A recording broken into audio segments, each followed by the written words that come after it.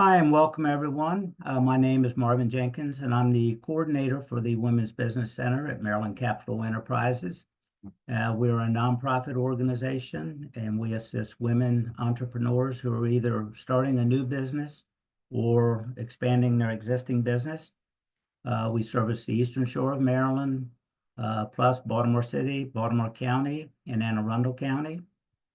We offer many educational programs and workshops, one-on-one consulting and counseling, as well as business loan assistance. And we have two locations, one in Salisbury, Maryland, and the other in Baltimore, Maryland. I'll put my link in the chat so you can see that. And also, I will be sending out a link to the recording of this today. So you'll have my contact information there, and I'll have a little bit of other information that I usually send along with that. But today, the basics of business financing, part one, is going to be presented by Lindsay Peel, and she is the founder of Kingdom Vision Consulting. And she's done quite a few of these webinars for us, and she does an amazing job and gives you a lot of valuable information, and we appreciate everything she does for us. So with that, Lindsay, I'll turn it over to you, and you can get started. Thank you so much, Marvin. I really appreciate you always. A thank you, huge thanks to the entire Maryland Capital Enterprises team, the entire Women's Business Center team, and each and every one of you all who took the time out of your day to be with us this afternoon. I know it's usually around lunchtime, so it's okay if you need to grab a bite to eat, do whatever you need to do to stay fueled and hydrated. As Marvin mentioned, my name is Lindsay Peel. I serve as the founder and principal consultant of Kingdom Vision Consulting. And today we're really going to talk about, what are those basic foundational elements that we need to know and have as we are starting or building our business.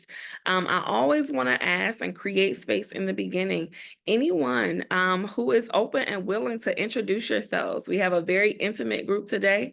I believe in the power of networking because you never know who's in the room. It could be a potential investor, a potential business partner at some point. You never know.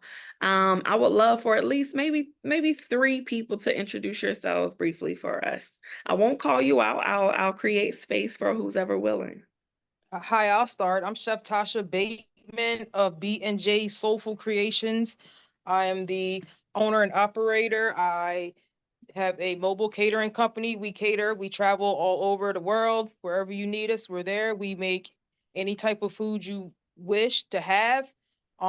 We've been doing this now straight consistently for about 5 years now. We just got our mobile food truck, and we're hoping to open that in a couple of weeks to a month soon. So thank you. Thanks for having me. Congratulations. Make sure you guys put your info in the chat so that people can be sure to contact you after this. We have 2 more spaces. Anyone else? I'll go. Hi, everyone. My name is Lillian Abuaji-Nugba, and I am the Executive Director of African Diaspora of Maryland, which is a nonprofit. We're dedicated to providing resources to individuals and communities right here in Maryland, as well as Africa, extending support to those in Africa as well. We're fairly new. We started earlier this year. So happy to be here. Nice to meet you all. Awesome. Welcome and congratulations. It's so glad to have you. I know as a new business, sometimes we might not have the website or the email set up yet, but whatever you do have, feel free to drop it in the chat so that we can make sure that we contact you. And one more person who would like to introduce themselves.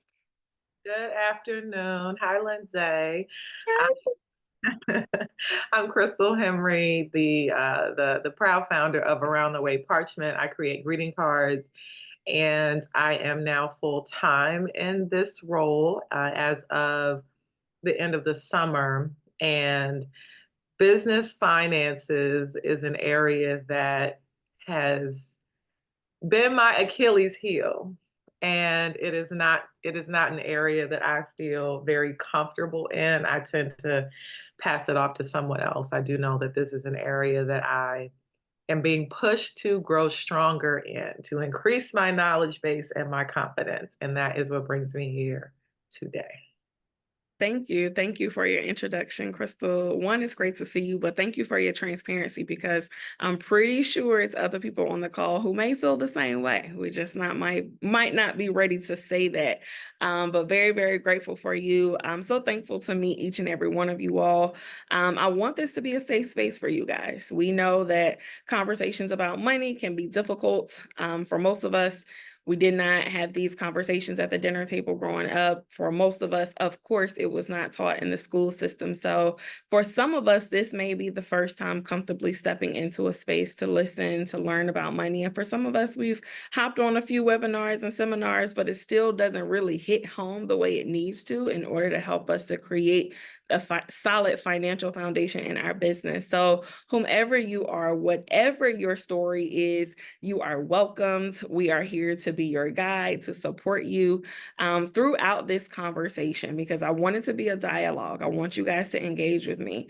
If you have questions, drop them in the chat. I will be monitoring that as we go through today's material. But most importantly, I want you to feel seen and to feel heard and to feel valued as you are here to invest in yourself and to invest in your business.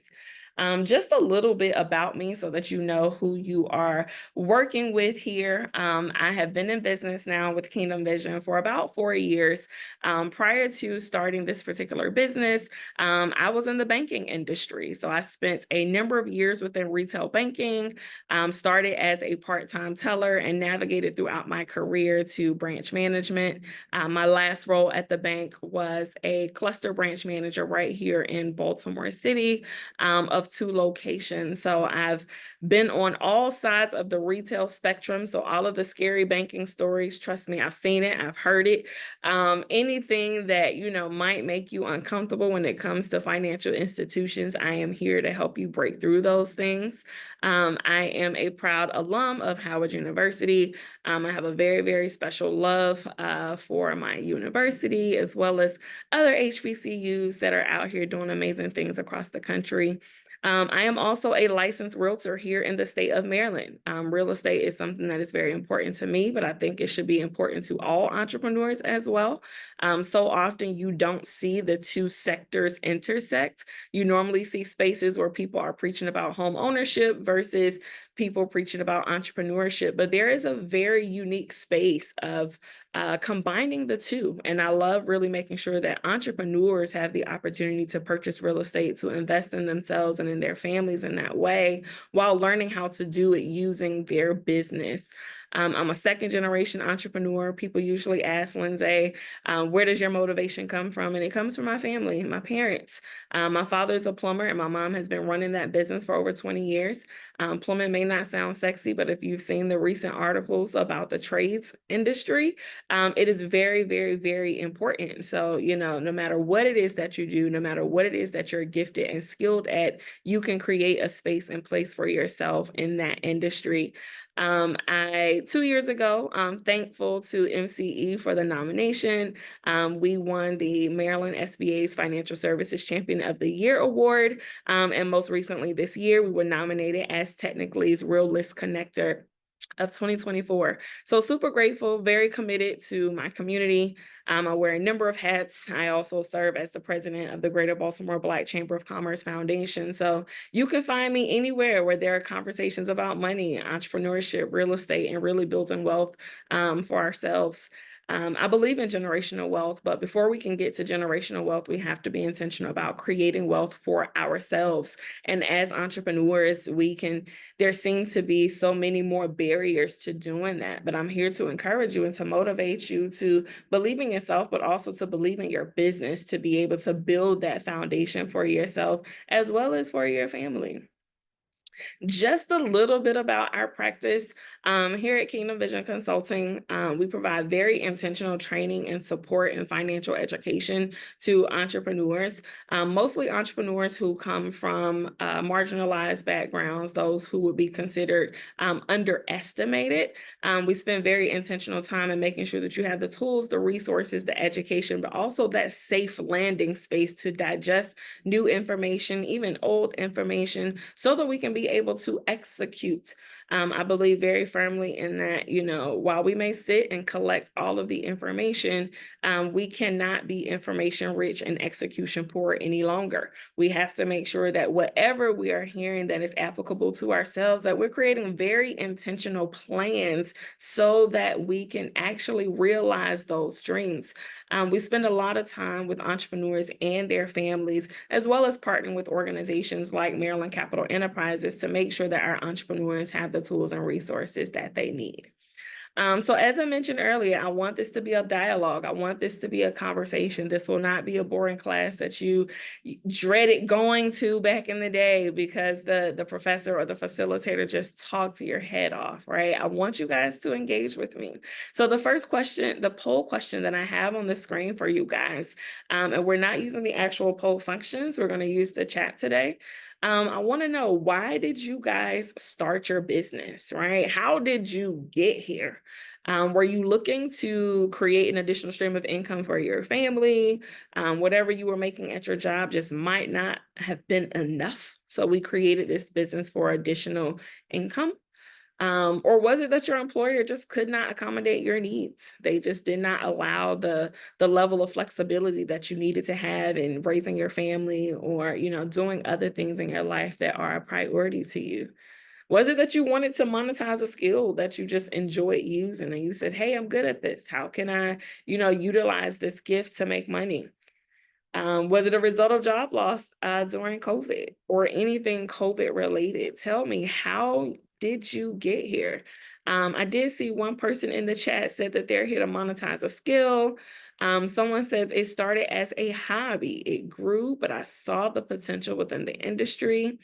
My employer could not accommodate my needs to monetize a skill, and employer could not accommodate my needs. So as you see, we all ended up here in some way or another in this world of entrepreneurship. And for some of us, you know, we're still trying to figure it out as we go.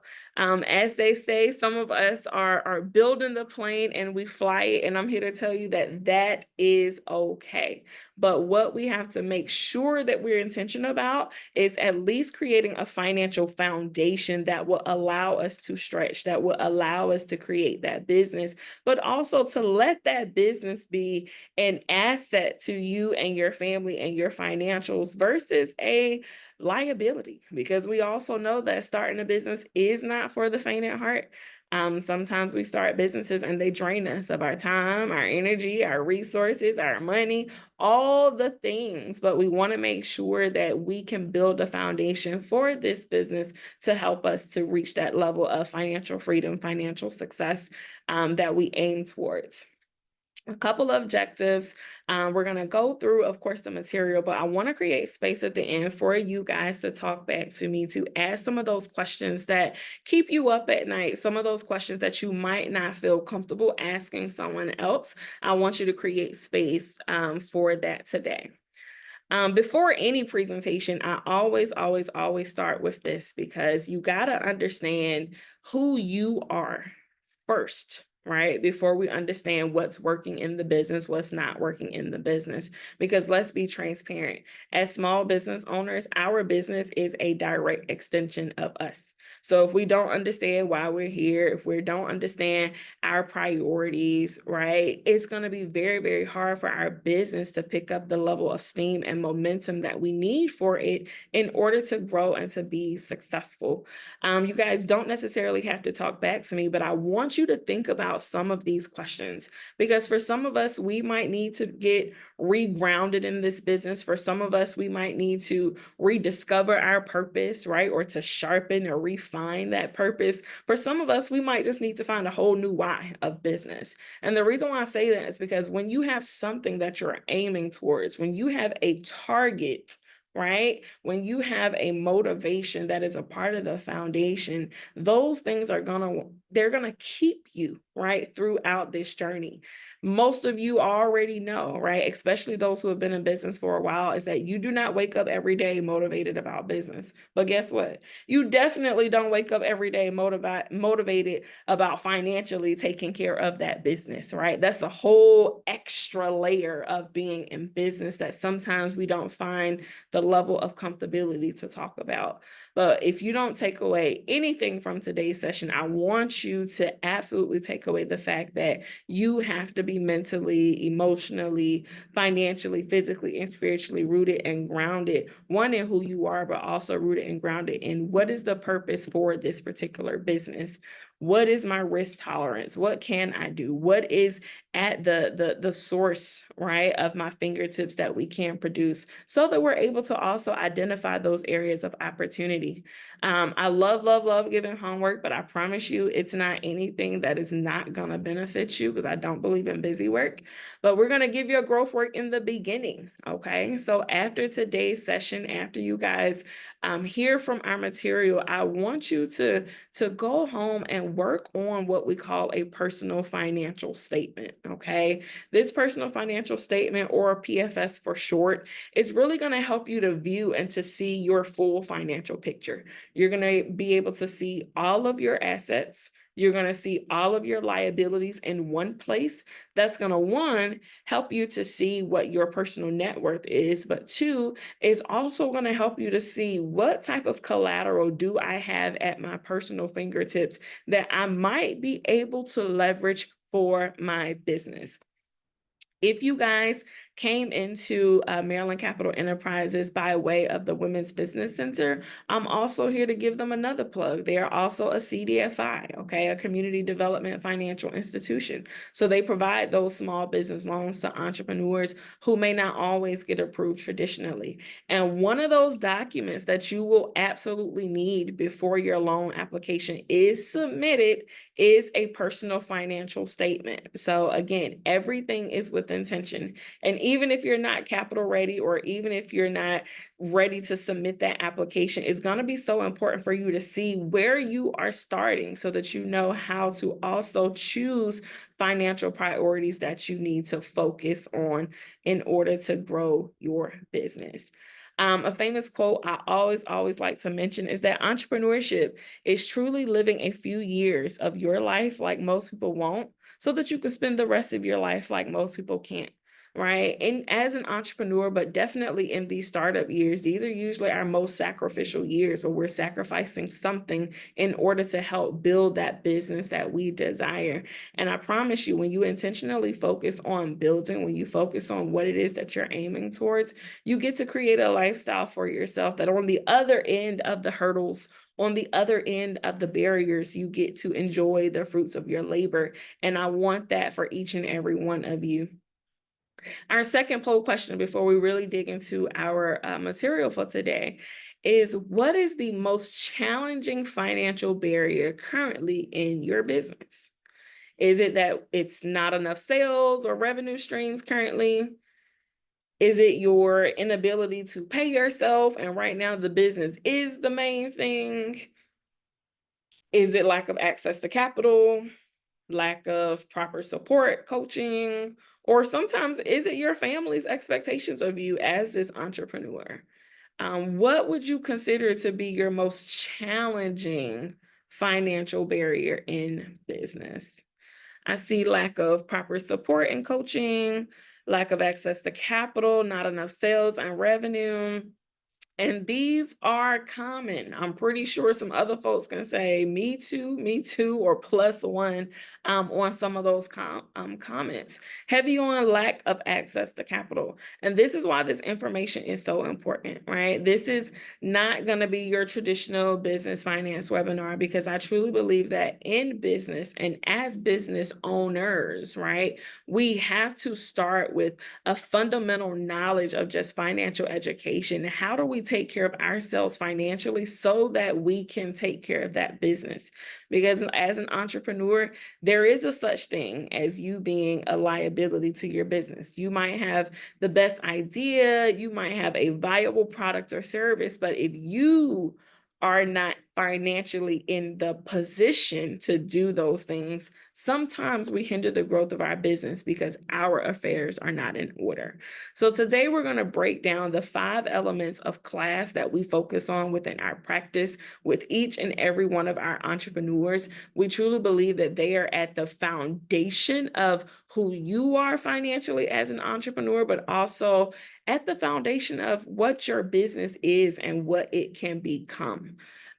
One thing I want you guys to also hold on to is that I want you to think about your personal finances and your business's finances. I want you to think about them almost as a married couple, where you're technically separate, right? Technically, you have your own separate entities. You have your separate social, your business has a separate EIN, all that great stuff. However, what each other does directly impacts each other, right? What you do personally in your finances, it is going to directly impact your business. But also, whatever your business does or does not do, it is also going to directly impact you. And I want you to think about that as we go through this information today. Think about those areas that we know are areas of opportunity that we need to address so that after today's class, we can be intentional about writing down those areas and creating an intentional plan to address each and every one of them. Before we jump in, do we have any questions or comments so far? Awesome. So the first element of really making sure that you have a very solid financial foundation, right, is making sure that we are credit worthy, right? And this is not one of those things that we do just to go and get mortgage approval to buy the house, right? We don't just become credit worthy to go and get approved for the business loan. And then after we get access to this capital, or after we purchase that home, or after we get that vehicle, we say, forget my credit now, right? Or I don't need it again for another 2 years. That is false, right? And especially as a business owner, you want to always be credit worthy, because sometimes you, right, you sit on that fine line of your business's ability to get credit or not. Right? If we personally don't have our personal credit affairs in order, guess what? Whenever you're going to seek access to that capital, you are going to face hurdles. It's not to say that you cannot get money, because there are absolutely lenders out there who will support you, right? As a CDFI, MCE will absolutely support you if your credit, even if your credit isn't perfect, right? However, there has to be a story behind it, and it has to be a story that you can confidently articulate so that we can really just kind of examine. A lot of CDFIs and alternative lenders, they're evaluating your character, right? And how you manage these accounts and those credit relationships versus just the score. However, as an entrepreneur, I cannot stress enough the importance of you being credit worthy. And this is why, right? As an entrepreneur, especially as a startup, right? Or especially when we don't necessarily have a really large balance sheet or large tax returns, right? Or figures in our tax returns, you are going to be a personal guarantor for that loan, especially if you own at least 25% or more of interest in that particular business. So if you are the 100% owner of your business, you are absolutely going to be the 100% guarantor of that business capital. If you and 3 partners own 25% each of a business, guess what? Each and every one of you all will be listed potentially as a personal guarantor for that business capital, okay? It is super important that we address whatever those personal credit challenges that we may have are, okay? It's okay if we didn't have the education, right? If our family told us to stay away from it, so we don't really have a credit history because they didn't necessarily know how to teach us to take care of it, that is okay. It is okay if we didn't properly utilize credit cards because we didn't understand, right? It is okay. However, What we do need to do now is to address those areas of opportunity. Is it lack of tools and resources, or is it just a lack of knowing how to use it, how to navigate it, how to leverage it, right, for your benefit, but also for your business's benefit? And when you're thinking about creating a level of overall credit worthiness for yourself as that entrepreneur, you want to always consider, how will a lender look at me as an entrepreneur? If I walk into that banking institution or that credit union, or if I say, hey, Marvin, can I meet with a person, you know, a loan officer on your team, what are they going to see? Right. And I promise you, it's not always we see first the 600 or the 550 credit score. We see the character of who you are and how you show up, right? And how you represent yourself. And a part of being credit worthy is being able to talk about and address any area of your life where there have been some pitfalls in your credit. If you did go through that messy divorce, right? Or if you did have health challenges and your FMLA didn't kick in, so we racked up credit card bills, right? Because we had to take care of ourselves. Whatever the situation was, I'm telling you now, it is okay. I want you to release that level of embarrassment that you may feel, that level of shame, or that level of confusion, so that we can navigate the healing process to be able to actually work on our personal credit. Because I want you all in position to get the access to capital that you need in order to grow your business. So if we know that our debt to income ratio right now is too high, we have more debt than we have income, let's address it, right? How can we at least accelerate the pay down of that debt, or how do we increase income, right? And it might not necessarily be business income that increases first. It might be your personal income that we have to increase to be able to pay those things down. Is it your credit utilization is too high? I'm sure some of you have heard that 30% rule. On any revolving credit line, we don't want your balances being over 30%, especially on a consistent basis. If it's that, how can we reduce that debt on those revolving lines? Because we know compound interest will eat you up, and it will take forever to pay those things down. But again, we have to pull our credit report. We have to see what's on it. We have to digest what we see so that we can implement a real plan to work on it, okay? Whatever it is, you can overcome it. I promise. I love to use my parents as an example. They had me at 42, started their business at almost 50, and did not have any credit at that time, right? They were both starting over completely.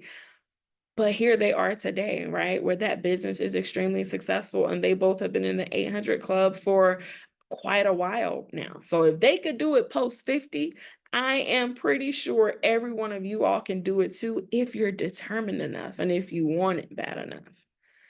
The second avenue of being credit worthy is also making sure that your business is ready for debt capital, making sure that your business is fundamentally ready to start applying for that access to capital, right? So at the basic level, do we have a solid business profile? Right? Is our business legit? Do we have a legal name filed with the state? Are we in good standing with the state, right? Because that is important. And I see sometimes that creates a hiccup for people in accessing capital. We're not in good standing. We didn't file our Form 1 and pay that, $300 to Maryland every year. I know it's a pain, but we have to do it. It's a part of the overhead cost of managing that business.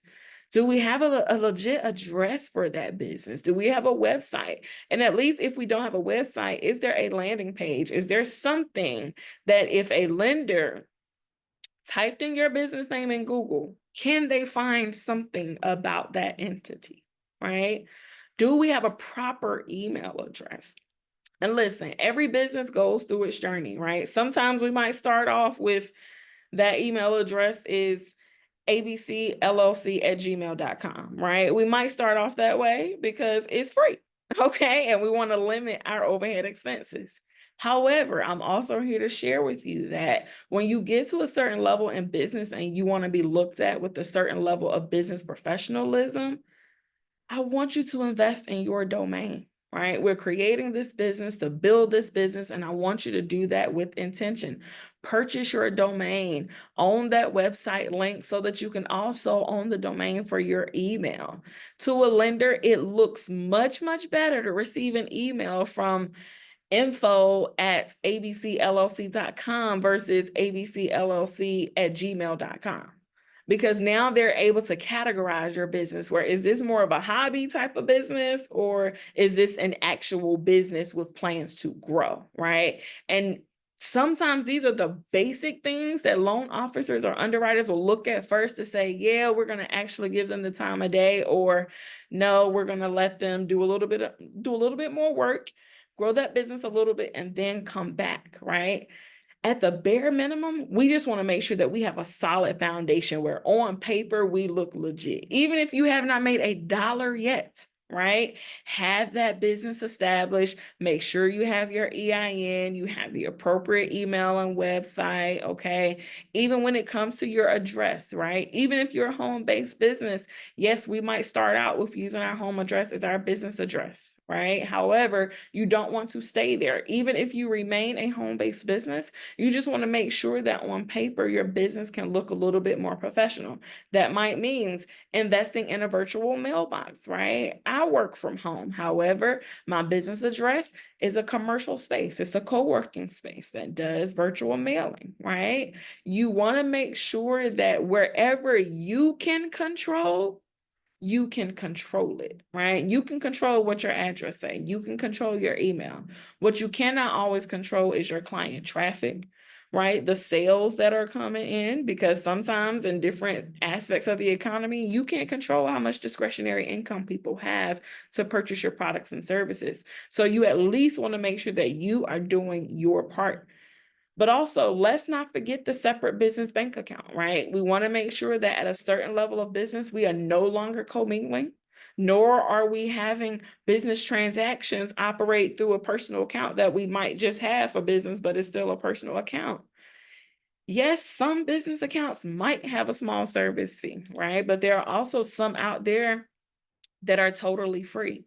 Invest in that business account. It makes you look so much more professional as a business on paper. Again, these are some of the basic things that some people forget about, or to be honest, we don't make the time to do because we're spending so much time working in the business that we don't sit and actually work on the business and address these things that could be administrative. I promise you, you take the time to start investing in your foundation now, you create very intentional space for your business to grow, right? And for you to grow with that business. We want to make sure that once you have these basics established, right, you understand your NAICS code, right, which is the code attached to your particular industry. You want to know it because there are some lenders that have restrictions on certain industries, and you don't want to walk in there like a deer with headlights because you didn't know that they don't support your industry. You want to know where you are and who can do business with you. The most popular is, of course, the cannabis industry, right? Because it's not federally legal, a lot of lenders are not touching it, right? You want to know, right?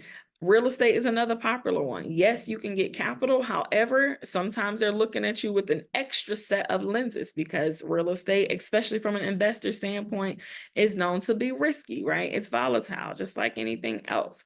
So you want to make sure that you understand what are the potential barriers that you may walk into while you're doing business in this industry. And really, that should be a part of your upfront market research that you do before you start your business. But guess what? Some of us have to do all of that stuff after we've started because we've gotten started already. But it's okay, right? It's about picking up where we left off, right? Once you learn better, you do better, right? And actually start to implement these things.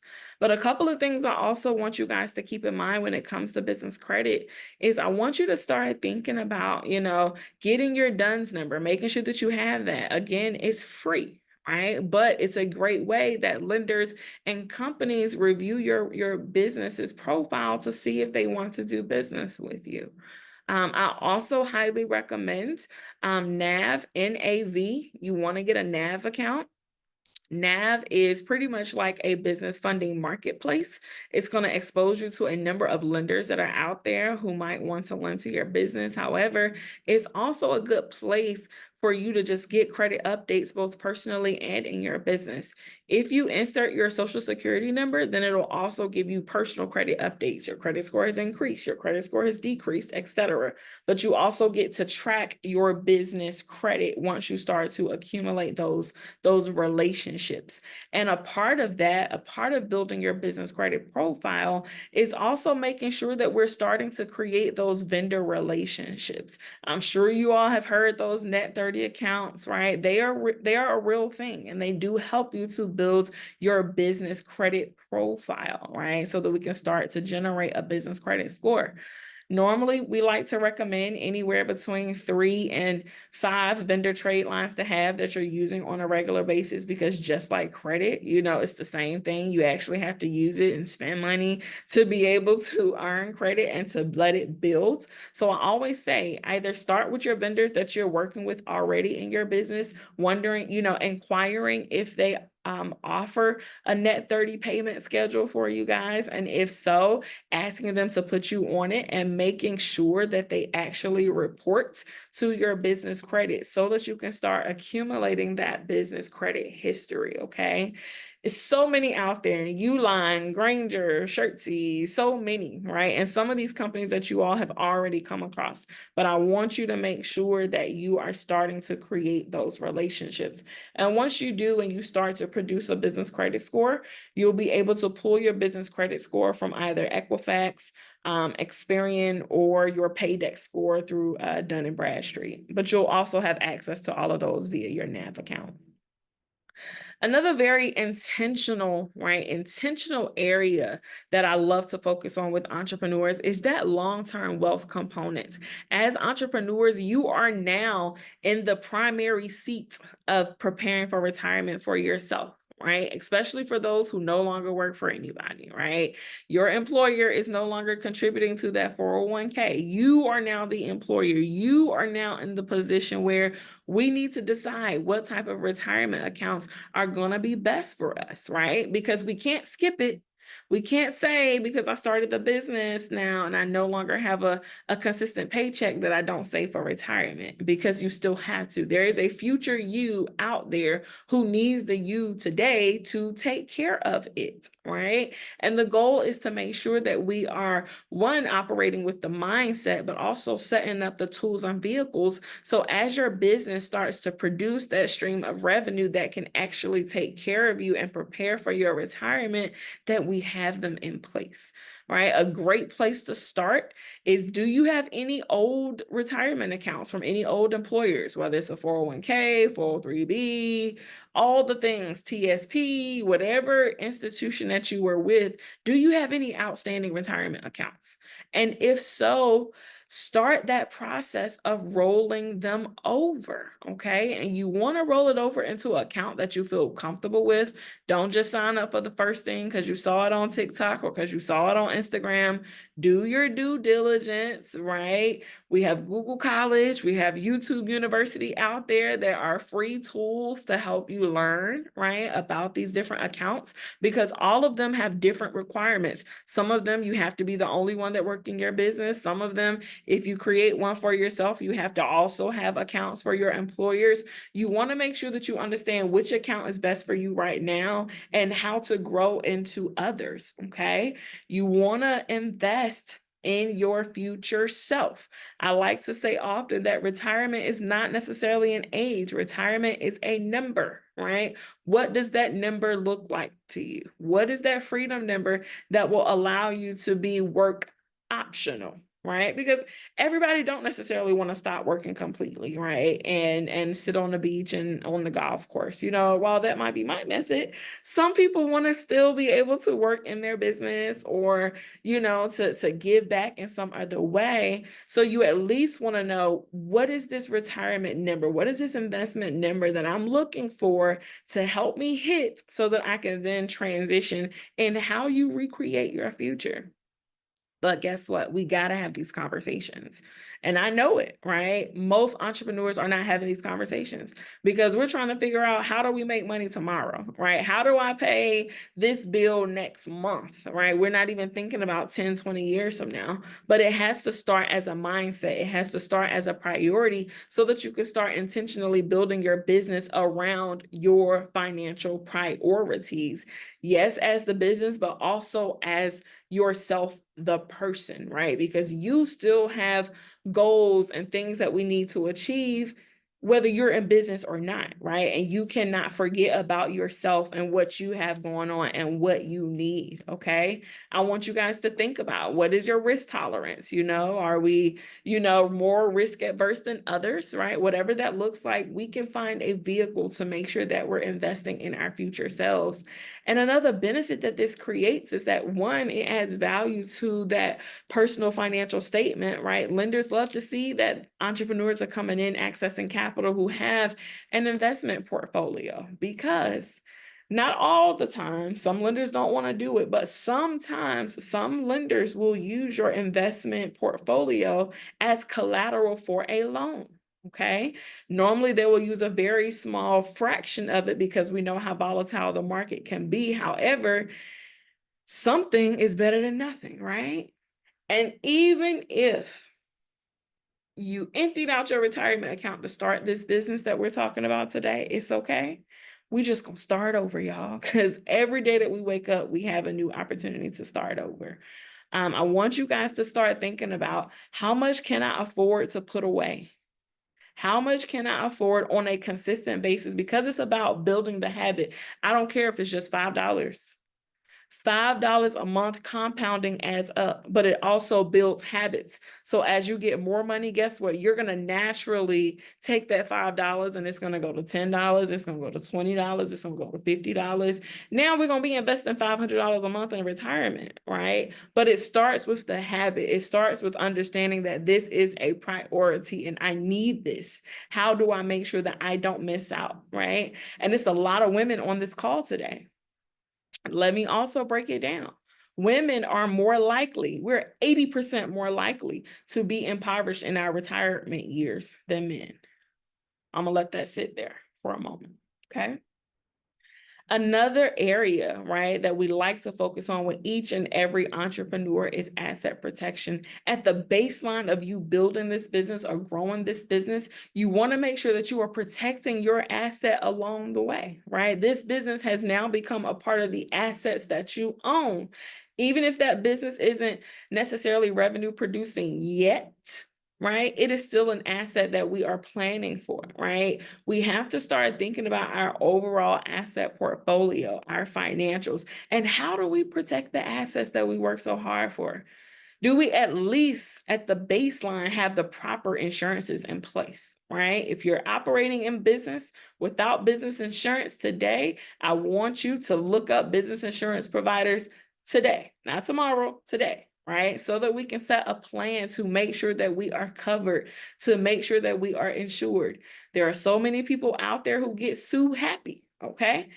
Let a piece of food come in and it got a little hair or a bug or something in it, right? It's a whole situation, right? You want to make sure that your business is covered, but also, right, it's beyond the liability part, is what may happen to you if you fall sick and can't work in that business and you are the main driver of that business?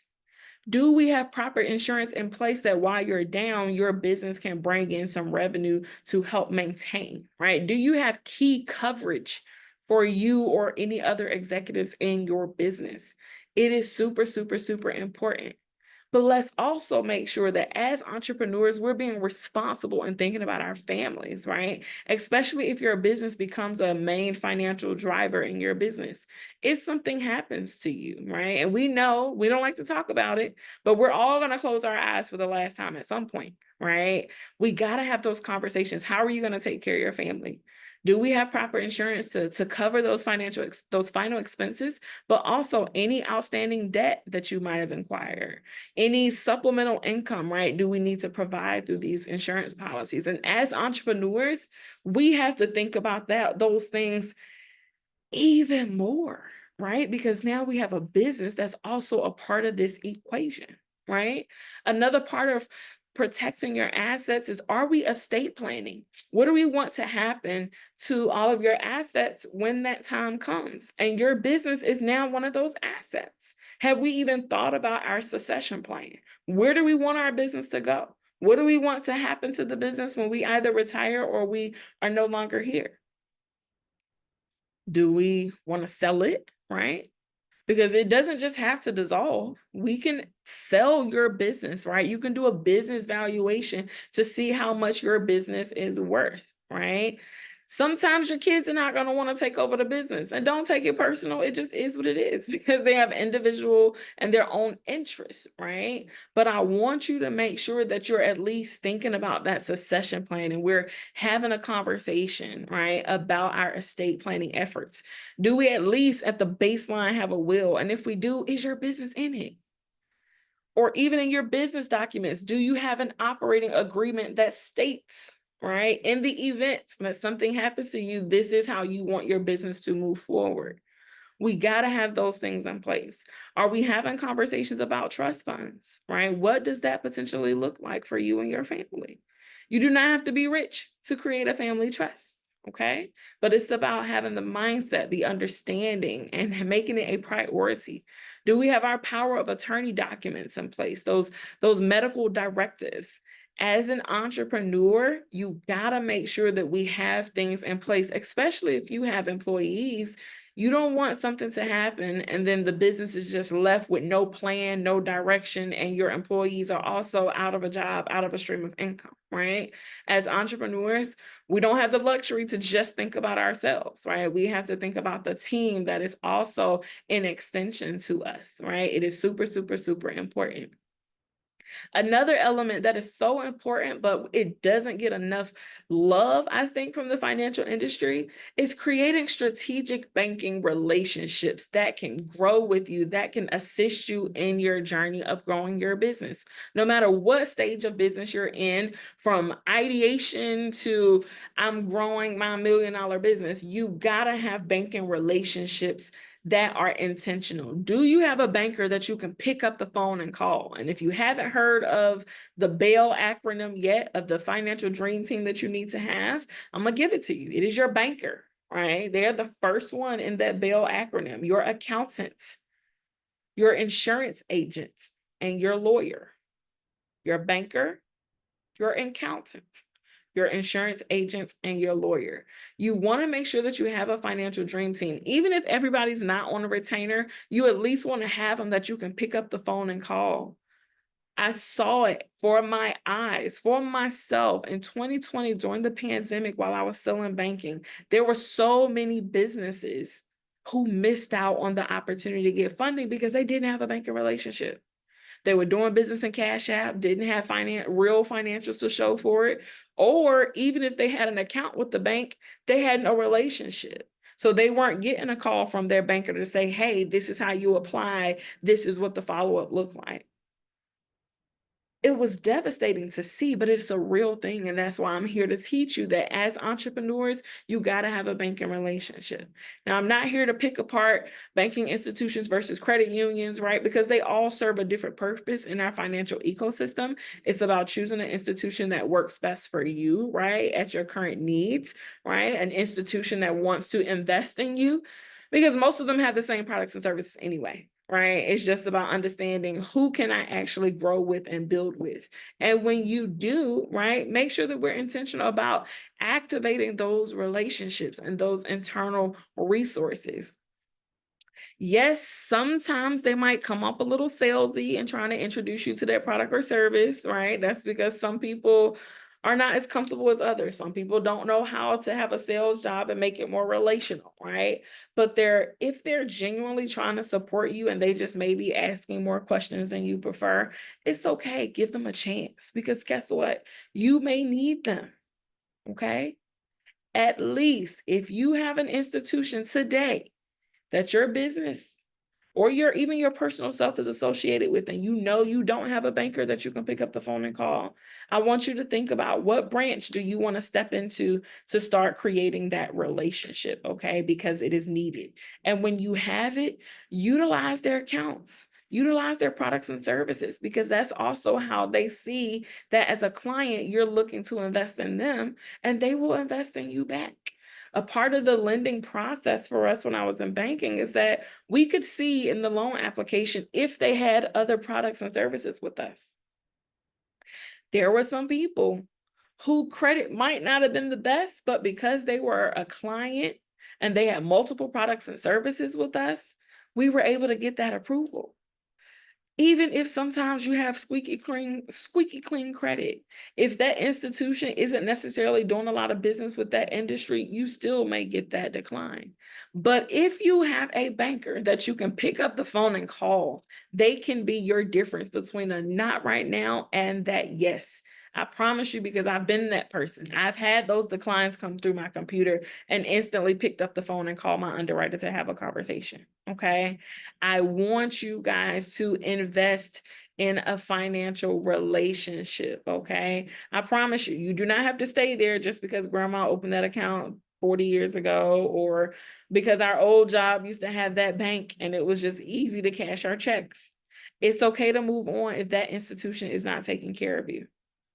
And when you do have those relationships, I want you to properly manage those relationships, okay? No, I don't want you opening accounts that you cannot manage. However, I want to make sure that you have the basics set up. Do you have your operating account, right? That operating checking account. Do you have that payroll checking account? Do you have your emergency savings for your business? Do you have your tax savings for your business? Do you have credit products for your business? Do you have a business credit card, I'm sorry, or a business line of credit? What does that look like for you? What can you access? But first, I want you to have a relationship with somebody so they can teach you and educate you along the way, okay? This last S, right, this area of focus that we intentionally support our entrepreneurs with and believe that it is at the most basic level of making sure that your business has a solid financial foundation is strategic asset accumulation.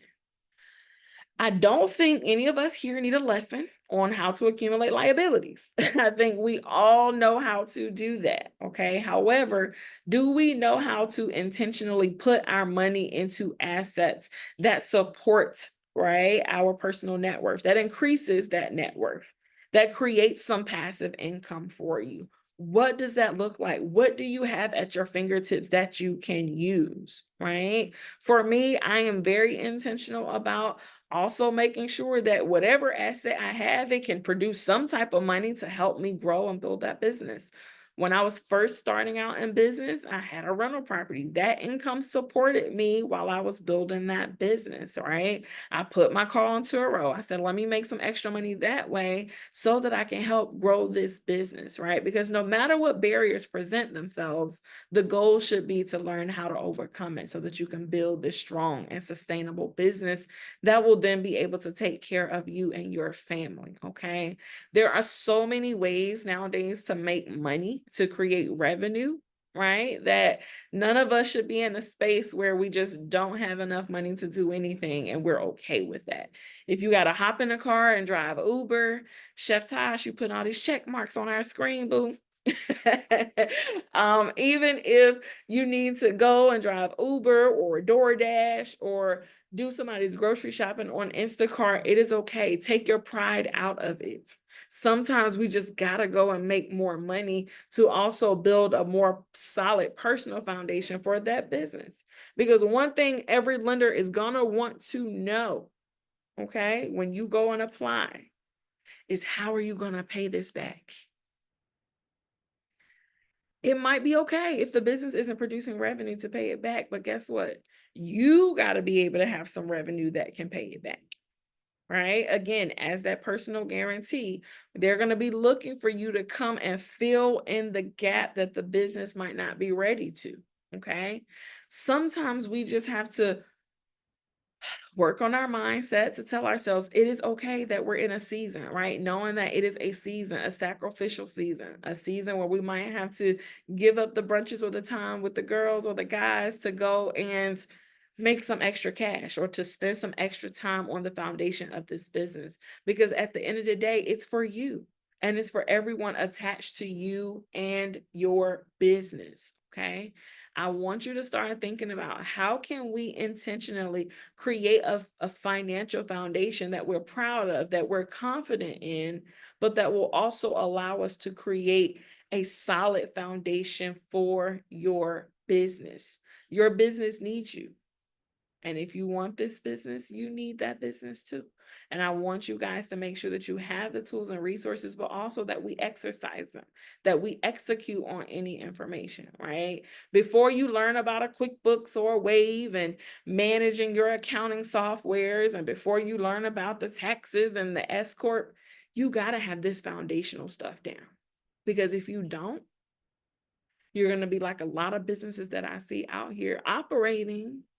Might look good online, but underneath the hood financially, we're falling apart. I am here as a guide, as a resource, as a partner, right? But you also have the entire Maryland Capital Enterprises team to support you as well. I wanted to make sure that I also pointed out this screen because for each of you, some of us just might not be debt ready.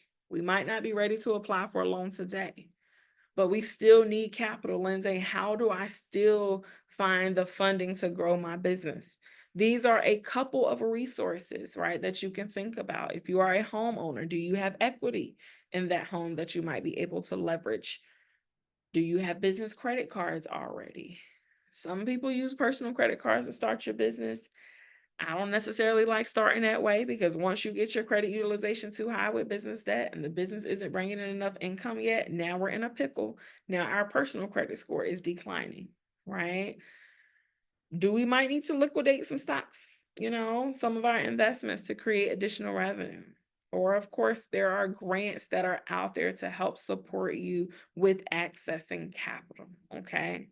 But if you are ready to apply and you feel like, Lindsay, I'm ready, I have a strong financial portfolio, I think I'm ready for some debt capital, let's also have a conversation to make sure that before we sign on the dotted line of that promissory note to say, yes, I want this loan, let's make sure that we're ready and let's make sure that we have the mindset to operate this business in a way that it can actually become a part of your overall financial foundation.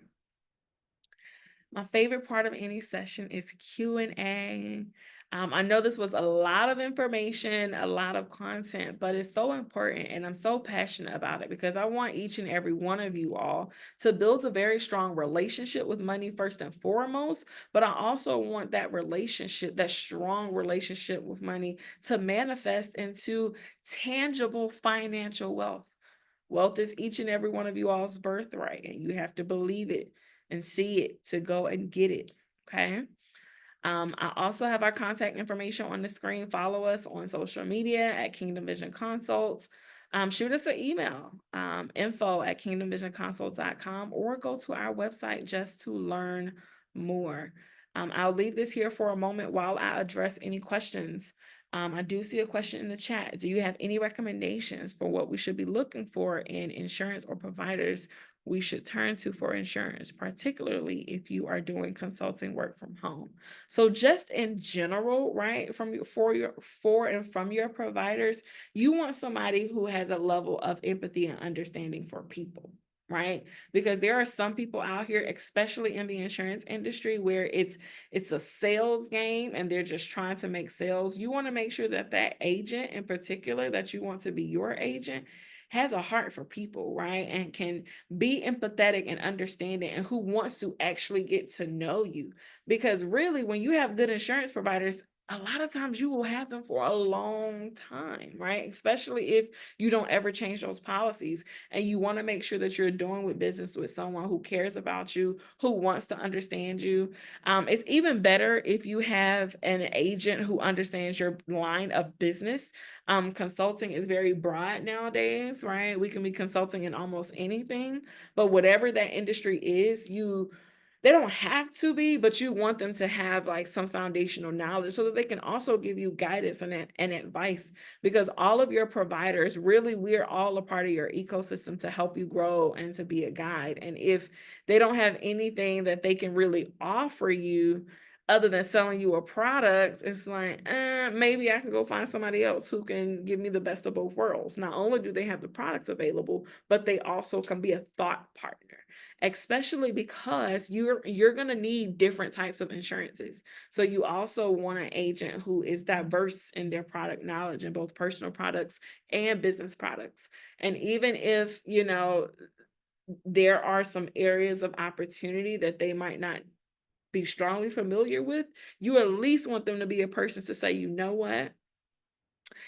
This is a question that I may or may not have been faced with before, but let me do my homework and due diligence and I'll get back with you, right? Because in business, everything is relationship based and you want to make sure that they can manage that relationship for you.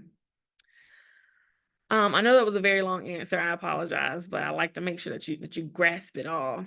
I'm a marketing rep at an insurance market. I work in commercial lines. Perfect. You have a person right here who can make that introduction. Thank you, Charmaine, for jumping in there. Fantastic presentation. I thought I was ready, but realized I have a couple areas, and that's okay. Is that Tarina?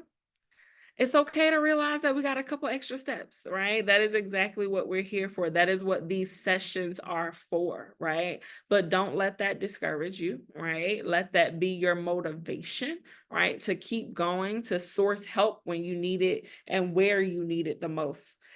Thanks, Chef Tosh. I appreciate you as well. Tasha, I appreciate you. Any additional questions, thoughts, comments, woosahs, whatever it is all welcomed here. And if not, that's okay too. It was such a pleasure. It was an honor to be here with you. My ministry is money and I love, love, love what I do. If you guys need anything, definitely don't hesitate to reach out. Marvin, I'll turn the floor back over to you. Okay, well, once again, Lindsay, great job presenting all this. It was a lot of good information. I was in on it too, so. But no, I want to invite everybody that if you haven't already registered for part 2, which is next Wednesday at 1 o'clock, to do so. I'll make sure you get a link to the webinar. And if you need anything from the Women's Business Center at Maryland Capital Enterprises, you'll have my information when I send you the link to this. So just reach out to us.